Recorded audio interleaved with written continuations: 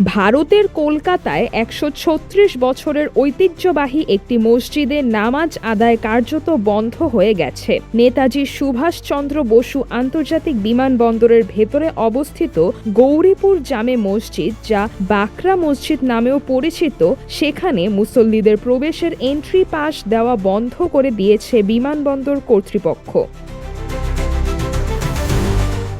ভারতীয় সংবাদ মাধ্যম এনডিটিভি জানিয়েছে, জাতীয় নিরাপত্তা এবং বিমানবন্দরের রানওয়ে সম্প্রসারণের প্রয়োজনীয়তার কথা উল্লেখ করে এই সিদ্ধান্ত নেওয়া হয়েছে। বিমানবন্দর কর্তৃপক্ষের দাবি, মসজিদটি দ্বিতীয় রানওয়ের খুব কাছাকাছি হওয়ায় বড় উড়োজাহাজ চলাচলে ঝুঁকি তৈরি হচ্ছে এবং সম্প্রসারণের কাজও বাধাগ্রস্ত হচ্ছে।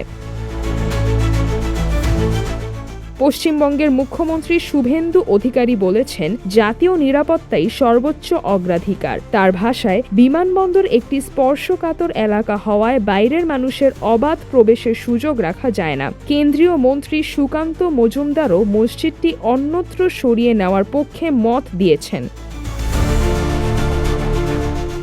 অন্যদিকে মসজিদ পরিচালনা কমিটির অভিযোগ, বিষয়টি নিয়ে সরকার ও বিমানবন্দর কর্তৃপক্ষের সঙ্গে আলোচনা চলছিল। সেই অবস্থায় হঠাৎ করে মুসল্লিদের প্রবেশ বন্ধ করার কোনো প্রয়োজন ছিল না। তাদের দাবি, ১৩৬ বছরের এই ঐতিহাসিক মসজিদের ভবিষ্যৎ নিয়ে আলোচনার মাধ্যমে সমাধান হওয়া উচিত।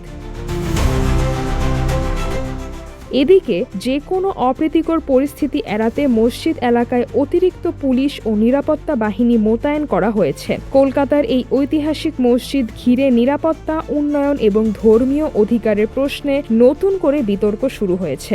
এখন আলোচনার কেন্দ্রবিন্দু, মসজিদটি কি অন্যত্র সরিয়ে নেওয়া হবে নাকি সমঝোতার কোনো নতুন পথ বের হবে।